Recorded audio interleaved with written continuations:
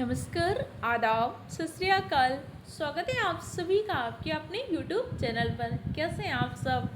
आशा करती हूँ आप सब बहुत अच्छे होंगे और बहुत अच्छे तरीके से अपनी पढ़ाई को कर रहे होंगे। आप सबके एग्जाम के लिए CDP की क्लास चल रही थी। ये CDP की क्लास आप सबके लिए बहुत ही हेल्पफुल है। आप किसी भी टीचिंग एग्जाम की तैयारी कर रहे हो, यूपी टेट की, सी टेट की, DDPLSB की, KVS की, क्योंकि ये सारे टॉपिक सेम होते हैं और हर एग्जाम में क्वेश्चन पूछे जाते हैं। आज एक बहुत ही इंपॉर्टेंट टॉपिक है कोहलबर्ग। कोहलबर्ग ने नैतिक विकास मोरल डेवलपमेंट पर अपने थ्योरी दिया था। इसके अंतर्गत उन्होंने 3 स्तर बताए थे। हर स्तर के अंतर्गत 2 प्रकार की अवस्थाएं बताई थी। तो कोहलबर्ग का नैतिक विकास के सिद्धांत से जुड़े सारे इंपॉर्टेंट पॉइंट को डिस्कस करेंगे। आज का वीडियो देखने के बाद कोहलबर्ग से कोई भी क्वेश्चन आएगा, आप सारे क्वेश्चन को आसानी से सॉल्व कर पाएंगे।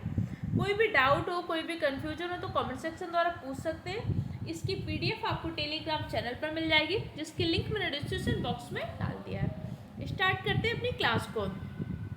कोहलबर्ग का नैतिक विकास का सिद्धांत। कोहलबर्ग का पूरा नाम था लॉरेंस कोहलबर्ग। जैसे कि इससे पहले आपने पढ़ा था विकास वाला टॉपिक पढ़ा था।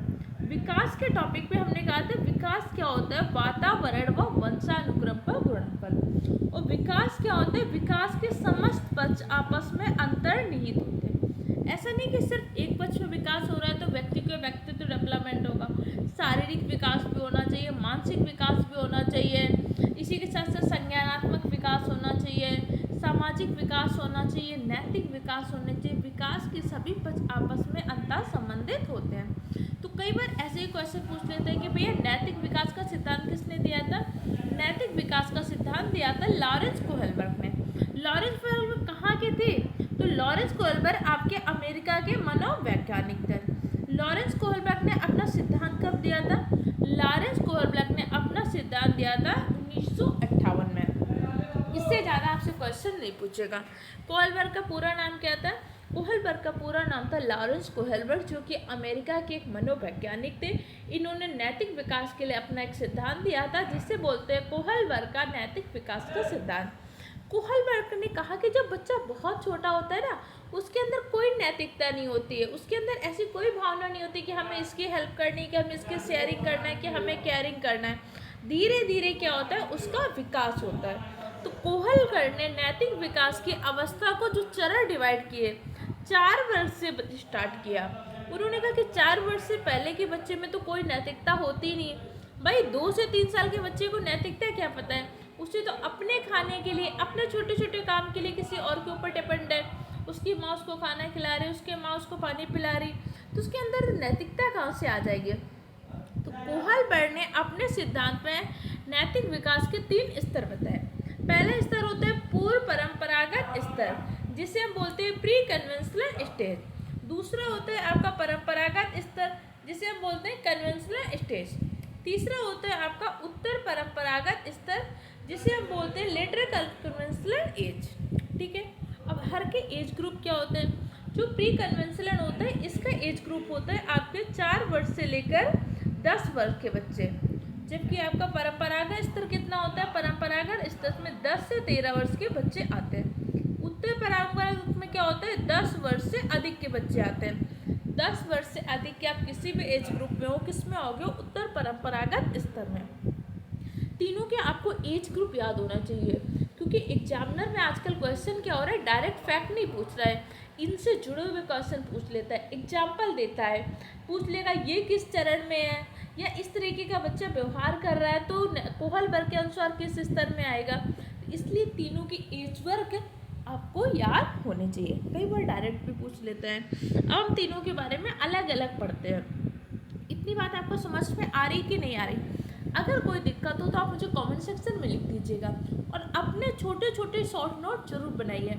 सिर्फ वीडियो सुनिएगा नहीं, इंपॉर्टेंट पॉइंट को लिखते जाइएगा, क्योंकि जब आप चीज़ें लिखोगे ना तो चीज़ें आपको बेटर तरीके से समझ पाएंगी।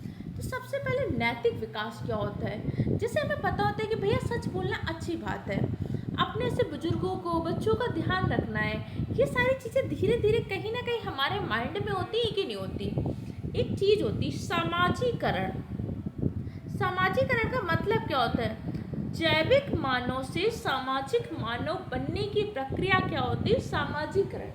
जैविक मानव का मतलब क्या होता है?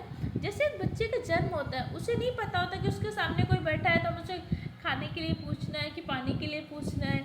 उसे समाज के नियम कानून नहीं पता होते। उस टाइम पे बच्चा कैसा है, जैविक मानव है, उसका जन्म हुआ है, अभी उसने समाज की किसी भी नियम चीज़ों को आत्मसात नहीं किया।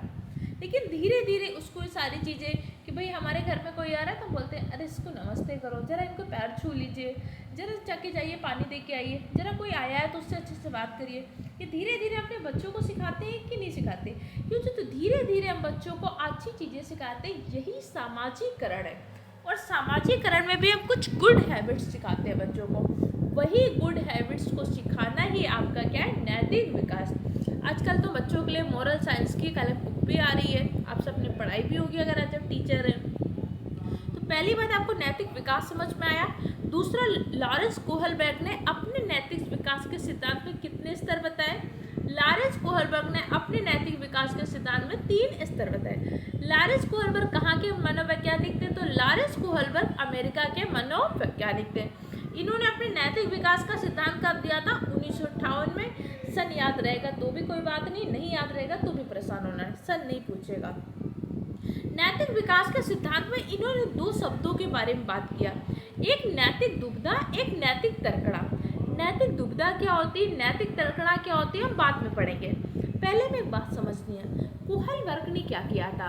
कोहलबर्ग ने अलग अलग डिलिमा का मतलब क्या होता है, दुविधाएं, अलग अलग तरह की दुविधाएं प्रस्तुत किया कि इस स्थिति में लोगों का क्या डिसीजन होगा।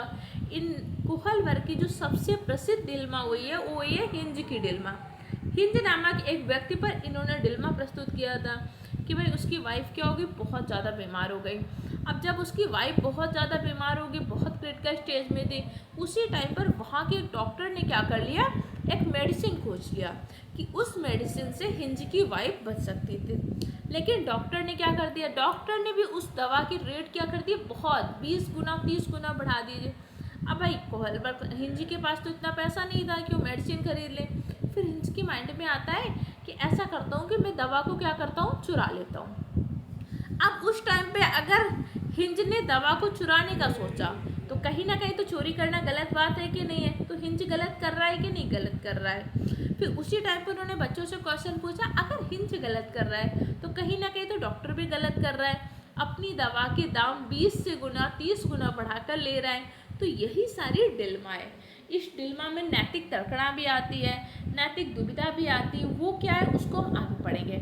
हिंज की डिलेमा समझ में आई कि नहीं है?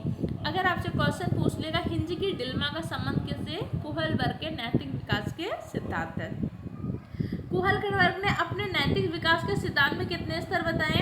कोहलबर्ग ने अपने नैतिक विकास के सिद्धांत पर 3 स्तर बताए, पूर्व परंपरागत, परंपरागत, इसी के साथ साथ उत्तर परंपरागत 3 स्तर। पूर्व परंपरागत कब से चलता है? 4 से 10 वर्ष तक का, जबकि आपका उत्तर परंपरागत कब से चलता है? 13 वर्ष से अधिक। और जो आपका कन्वेंशनल स्टेज होती है कब से कब तक चलती है? 10 से 13 वर्ष।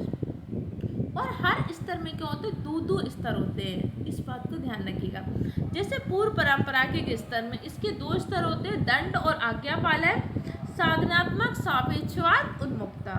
ये देखो चीज़ें थोड़ी सी हो सकता है अभी आपको टफ लग रही हो, याद करने में दिक्कत हो रही होगी, लेकिन ये सारी चीज़ें 1 से 2 बार आप सुनेंगे ना, धीरे धीरे आपको सारी चीज़ें याद हो जाएंगी। क्लियर हो गया? तो हम सबसे पहले अपना स्टेज पढ़ते हैं, पूर्व परंपरागत स्तर। पूर्व परंपरागत स्तर में आयु वर्ग कितना होता है? 4 से 10 वर्ष का। अब हमें आप देखो समझने की कोशिश करिएगा। अब जब मैं पढ़ा रही हूँ आपको पूर्व परंपरागत स्तर, तो पूर्व परंपरागत स्तर में बच्चा किस आयु वर्ग का होगा? 4 से 10 वर्ष की आयु का। तो इस टाइम पे आपके दिमाग में उसी बच्चे की इमेज होनी चाहिए जो 4 से 10 वर्ष का हो। आपके स्कूल में हो सकता है, आपके आसपास हो सकता है, तो उसके बारे में सोचिएगा। इस टाइम पे बच्चे के अंदर स्वयं की कोई नैतिकता होती है क्या? नहीं। 4 वर्ष के बच्चे के अंदर स्वयं की कोई नैतिकता नहीं होती। उसे अपनी चीज़ें शेयर करना तो बिल्कुल नहीं पसंद होता कि किसी के साथ अपने खिलौने शेयर कर लूँ, किसी के साथ अपनी चॉकलेट शेयर कर लूँ। उसे तो लगता है जितना मिल रहा है सब मुझे मिल जाए, मुझे तो अपनी बहन या भाई के साथ भी नहीं शेयर करना पड़े। अब इस टाइम पे बच्चे के अंदर कोई नैतिकता नहीं होती। कोहलबर्ग कह रहा है कि बच्चे सिर्फ और सिर्फ अपने बारे में सोचते हैं। इस अवस्था में बालक यहाँ पर मैं बालक शब्द का प्रयोग कर रही हूँ, लेकिन इसका मतलब ये नहीं कि हम लड़कियों की बात नहीं कर रहे हैं। एक्चुअली जो सीढ़ी पे लिखी गई ना, उस टाइम पे ज़्यादातर मनोवैज्ञानिक क्या थे, पुरुष थे, तो उन्होंने बच्चे के लिए एक शब्द का प्रयोग कर दिया, बालक। बालक के अंतर्गत लड़का और लड़की दोनों शामिल होते हैं, लेकिन पढ़ाने के टर्म में जब आप मल्टीपल टाइम बुक पढ़ते हो तो वहाँ पर बालक शब्द आता है, तो इसलिए मुँह पे बालक आता है। ठीक है, इस तरह यहाँ पे कोई भी जेंडर वाइसेप नहीं हो रहा है। तो इस अवस्था में क्या होता है, बच्चे के अंदर तो अहम केंद्रता का भाव होता है।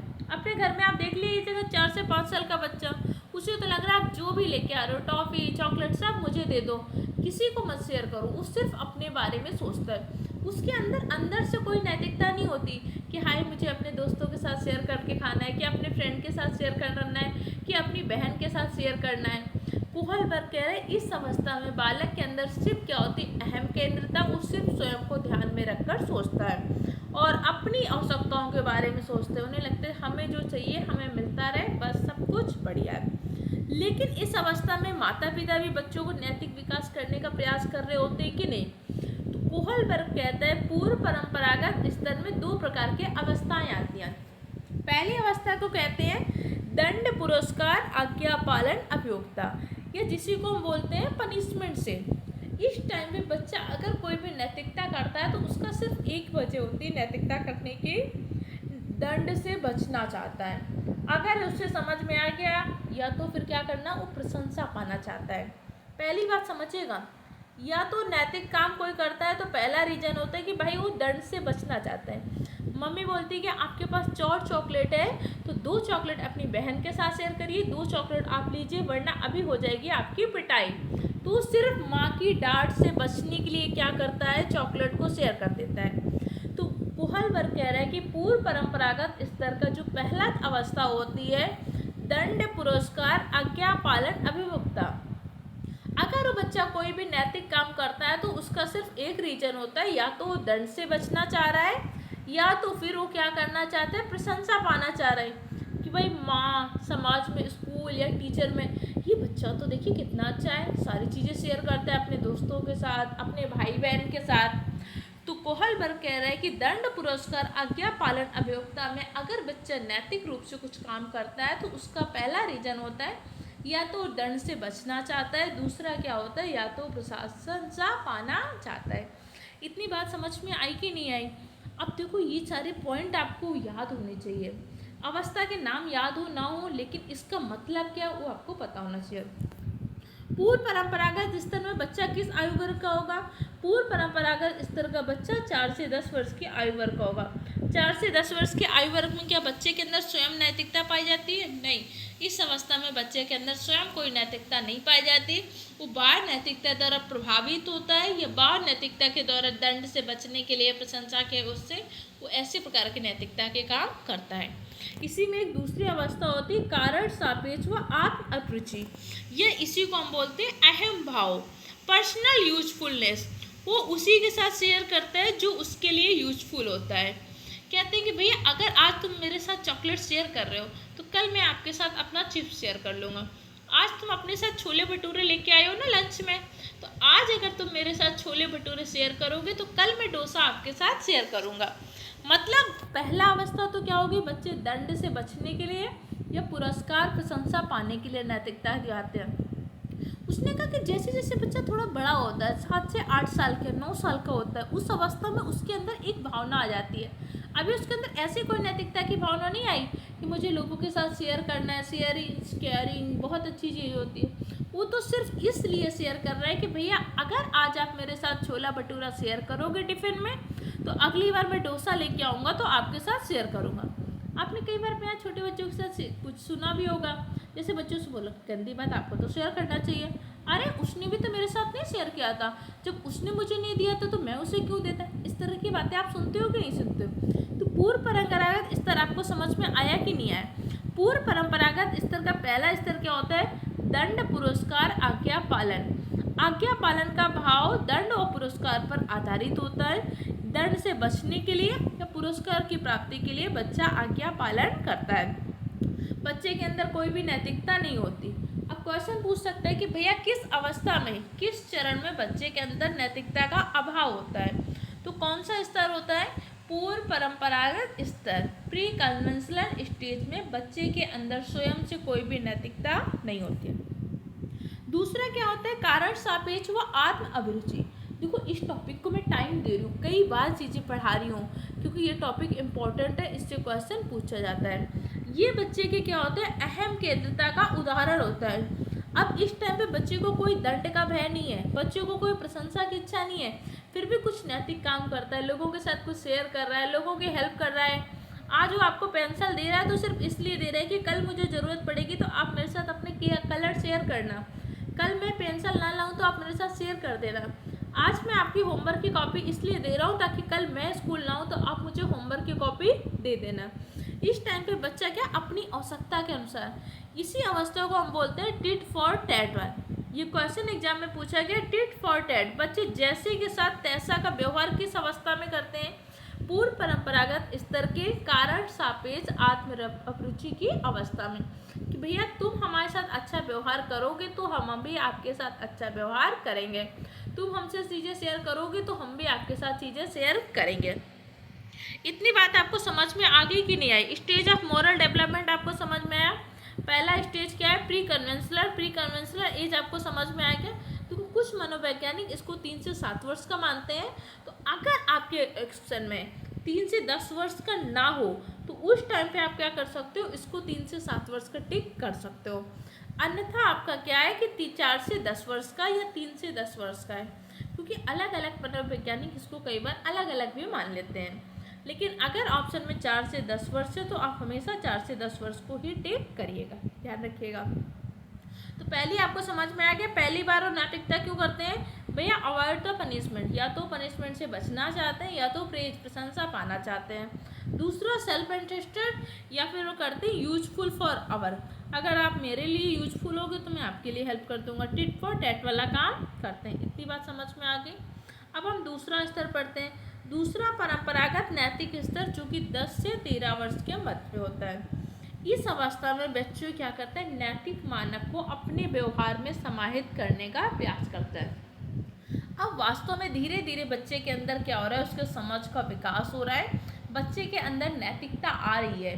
बच्चा समझता है कि हाँ मैं अगर इसकी हेल्प करनी है तो कर देता है हेल्प, सिर्फ इसलिए नहीं करता कि आप दंड से बचना है या प्रशंसा पाना चाह रहे हैं या तुम उसके साथ हेल्प करोगे, क्योंकि इस अवस्था में बच्चे के अंदर क्या हो रहा है, स्वयं से नैतिकता आ रही है, उन नैतिक मानकों को अपने व्यवहार में समाहित करने का प्रयास करता है। इस अवस्था में बच्चा क्या करता है, चिंतन करता है, समाज के नियमों को आत्मसात करता है, उन नियमों को आत्मसात करके क्या करता है, नैतिकता को सीखता है।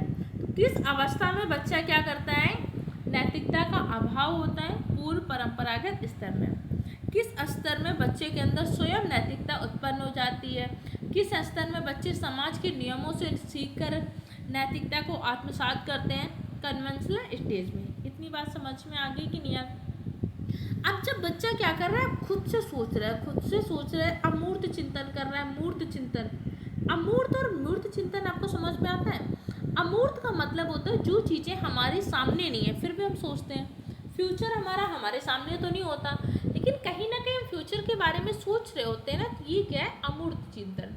जिन चीज़ों को हम देख नहीं पाते फिर भी हम उसके बारे में सोचते हैं, समझते हैं, विचार करते हैं, वो क्या होता है, अमूर्त चिंतन। और जो चीज़ें हमारे सामने होती हैं वो हमारा क्या होता है, मूर्त। जिन चीज़ों को आप देख सकते हो क्या होती है, मूर्त चीज़ें होती हैं। क्लियर? अब इस अवस्था में बच्चा क्या कर रहा है, इस अवस्था में बच्चे के अंदर स्वयं से नैतिकता का विकास हो रहा है। जब स्वयं से नैतिकता का विकास हो रहा है तो बच्चा कहीं ना कहीं क्या करेगा, सोचेगा, समझने की कोशिश करेगा। तो इसी टाइम पे कोहलबर्ग ने 2 शब्दों की व्याख्या किया था। पहला शब्द क्या होता है, नैतिक तर्कणा। नैतिक तर्कणा का मतलब क्या होता है, नैतिक तर्कणा का मतलब होता है सही और गलत निर्धारित करने की प्रक्रिया। कई बार हमें पता होता है ये सही है कि गलत है, तो हम सोचते रहते हैं ना कि ऐसा हमें करना चाहिए कि नहीं करना चाहिए। जैसे हम एग्जाम्पल से हिंज की डिल्मा समझते हैं, तो हिंज बहुत टाइम तक सोचता रहा मुझे दवा की चोरी करनी चाहिए कि नहीं करनी चाहिए, क्योंकि उसने तो बहुत टाइम से समाज के नियमों को आत्मसात कर रखा था कि भाई चोरी करना तो बहुत गलत बात है। अब ये जो सोच रहा है हिंज कि चोरी करना चाहिए कि नहीं करना चाहिए, वो सोच रहा है अगर मैं चोरी नहीं करूँगा तो मेरी वाइफ मर जाएगी बिना दवा के, वो भी बहुत गलत है। तो जो सोच रहा है क्या सही है क्या गलत है, क्या सही है क्या गलत है, इसी प्रक्रिया को हम क्या बोलते हैं, नैतिक तर्कड़ा। मन में जो हम तर्क कर रहे होते हैं वो क्या होती है, नैतिक तर्कड़ा। इसी के साथ साथ क्या होती है, एक नैतिक दुविधा, भाई सही और गलत के निर्णय में जो हम चिंतन कर रहे होते हैं। अब हम चिंतन कर रहे हैं कि ऐसा करना चाहिए कि नहीं करना चाहिए, हम कंफ्यूज हैं कि हमें, अब जैसे हिंज क्या कंफ्यूज है, चोरी करनी चाहिए कि नहीं करनी चाहिए, चोरी करनी चाहिए कि नहीं करनी चाहिए, एक दुविधा में है। तो वो क्या होती है, नैतिक दुविधा। अब सही और गलत निर्धारित करने के लिए जो हम चिंतन कर रहे हैं वो क्या होती है, तर्कड़ा। अब हिंद सोच रहा है कि देखो चोरी करना गलत बात तो है, लेकिन डॉक्टर जो कर रहा है दवा को 20 गुना 30 गुना महंगा दे रहा है, तो कहीं ना कहीं तो वो भी तो गलत कर रहा है। वो गलत कर रहा है गलत के लिए, मैं गलत करने जा रहा हूँ सही के लिए, मैं तो अपनी वाइफ को बचाने के लिए चोरी कर रहा हूँ। तो अपने डिसीजन को सही और गलत निर्धारित करने के लिए जो प्रक्रिया करते हैं वो नैतिक तर्कड़ा होती है। दोनों बात समझ में आई कि नहीं आई, कोई कन्फ्यूजन तो नहीं है। अगर आपको नहीं समझ में आया तो उस पॉइंट को नोट कर लीजिएगा और मुझे कमेंट सेक्शन में लिख दीजिएगा कि इस टॉपिक को नहीं समझ में आया, या इस बात को दोबारा से समझा दीजिए तो मैं आपको फिर से समझा दूँगी, या फिर आप वीडियो को 1 से 2 बार सुन लीजिएगा। इतनी बात समझ में आई कि नहीं। बच्चे के अंदर स्वयं से नैतिकता का विकास किस अवस्था में हो जाता है, परंपरागत स्तर में, कन्वेंशनल स्टेज में बच्चे के अंदर स्वयं से नैतिकता का विकास हो जाता है। बच्चा समाज के नियमों को आत्मसात कौन सी अवस्था में करता है, कन्वेंशनल स्टेज में बच्चे समाज के नियमों को आत्मसात करके नैतिकता का निर्माण स्वयं करने लगते हैं। परंपरागत नैतिक स्तर के अंतर्गत भी 2 अवस्थाएं होती हैं। 3 चरण बताए थे और हर चरण की कितनी कितनी अवस्थाएं, 2-2। तो कोहलबर्ग ने अपने सिद्धांत में कितनी अवस्थाएं बताई हैं, 6 अवस्थाएं। कोहलबर्ग ने अपने सिद्धांत में कितने चरण बताए हैं, कोहलबर्ग ने अपने सिद्धांत में 3 चरण बताए। कोहलबर्ग का पूरा नाम क्या था, लॉरेंस कोहलबर्ग था। ये कहाँ के मनोवैज्ञानिक थे, तो अमेरिका के मनोवैज्ञानिक थे। इन्होंने विकास के कौन से पक्ष पर अपना सिद्धांत दिया था, नैतिक विकास पर इन्होंने अपना सिद्धांत दिया था। परंपरागत स्तर में किस आयु वर्ग का बच्चा होता है, परंपरागत स्तर में 10 से लेकर 13 वर्ष की आयु वर्ग का बच्चा होता है। परंपरागत स्तर में भी क्या होता है, 2 प्रकार की अवस्थाएं होती हैं। पहली अवस्था होती है कि आपका सोशल ऑर्डर, सामाजिक व्यवस्था, कानून व्यवस्था, समाज के नियम कानूनों को आत्मसात करता है, कानूनों को सीखता है। दूसरा होता है प्रशंसा, अच्छा लड़का या अच्छी लड़की, गुड बॉय या गुड गर्ल बनना चाहता है। अब उससे पहले तो क्या होता, जैसे आपने देखा था पूर्व परंपरागत स्तर में उसे कोई फर्क नहीं पड़ता था, उसे कौन अच्छा कह रहा है कौन बुरा, वो तो सर लग रहा था कि अच्छा मेरी पढ़ाई हो रही तो बहुत अच्छी बात है, तो मैं अच्छा कर रहा हूँ। लेकिन अब ये वहाँ पर वास्तव में अब क्या कर रहा है, अच्छा इंसान बनना चाहता है कि नहीं नहीं मुझे तो अच्छा इंसान बनना है, मुझे तो गुड गर्ल बनना है, मुझे तो गुड बॉय बनना है। अच्छा लड़का अच्छी लड़की ऐसे क्वेश्चन पूछता है। कानून व्यवस्था की जगह कई बार सामाजिक व्यवस्था के प्रति सम्मान में लिख देता है, तो इस बात को ध्यान रखिएगा। अच्छा लड़का लड़की क्या है, इस उम्र में बालक दूसरों को अनुकरण करते हैं, जो काम अच्छा कर रहा होता है ना, जिसकी प्रशंसा होती है। जैसे आप देखते हो कि क्लास में बहुत सारे ऐसे बच्चे होते हैं, करते काफ़ी शैतानी है, लेकिन जैसे टीचर आता है एकदम शांत, ऐसा लगता है तो कुछ जानते ही नहीं है, बिल्कुल शांत बैठे रहते हैं। टीचर कुछ बोलेगा उससे पहले यस मैम, यस सर, मैं कर लूँगा, मतलब अपने आप को एकदम बढ़िया दिखाने की कोशिश करते हैं, क्योंकि वो सम्मान पाना, प्रशंसा सुनने की इच्छा होती है। और जिन बच्चों की आप बड़ाई करते हो ना, उसके जैसा अनुकरण करते हैं, उसके जैसा व्यवहार करना चाहते हैं कि मुझे भी क्या करना है, गुड गर्ल बनना है, गुड बॉय बनना है। टीचर्स की नज़रों में बहुत अच्छा बनने की कोशिश करते हैं, समाज में भी अच्छा बनने की कोशिश करते हैं, क्योंकि अब क्या हो गया, उनके अंदर नैतिकता का विकास हो चुका है। दूसरे स्टेज क्या होती है, सामाजिक व्यवस्था। सामाजिक व्यवस्था के प्रति सम्मान, सोशल ऑर्डर को मेंटेन। अब वो नियम कानूनों के प्रति आस्था होती है, नियम कानूनों को क्या करना चाहते हैं, पूरा करना चाहते हैं। अगर उन्हें पता है कि भैया रेड लाइट में सिग्नल को नहीं तोड़ना तो नहीं तोड़ना है, ये नियम कानून समझ जाते हैं कि भाई ये नियम कानून क्या हमारे लिए बनाए गए हैं, कि सिग्नल पे हमें गाड़ी रोकनी है, रेड लाइट चलने पर हमें गाड़ी रोकनी है, सिग्नल को क्रॉस नहीं करना। धीरे धीरे क्या हो रहा है, वो जागरूकता की भावना आ रही है, वो अच्छा इंसान बनना चाह रहे हैं। और जो अच्छा इंसान बनना चाह रहा है अपने मन से, कोई दंड की डर से या प्रशंसा की इच्छा से नहीं, खुद से अच्छा इंसान बनना चाह रहा है। ये बात समझ में आ गई कि नहीं आ गई। इस पॉइंट को देखो, आप पढ़ लीजिएगा, ये इसको एक बार देखना चाहे तो देख लीजिएगा। वैसे मैंने सारी चीज़ें आपको समझाई, फिर भी कुछ बच्चे ऐसे थे जिन्हें इंग्लिश में चाहिए था, इसीलिए मैंने इस बार क्या कर दिया, इंग्लिश में भी पीपीटी को ऐड कर दिया है कि मान लीजिए आप बच्चे अगर इंग्लिश से पढ़ना चाहते हैं तो पढ़ सकते हैं। अगली अवस्था क्या होती है, उत्तर परंपरागत नैतिक स्तर। उत्तर परंपरागत नैतिक स्तर में क्या होता है, 13 वर्ष से अधिक के बच्चे होते हैं। 13 वर्ष से अधिक के आयु वर्ग का जो भी व्यक्ति होगा उसमें आएगा उत्तर परंपरागत नैतिक स्तर में।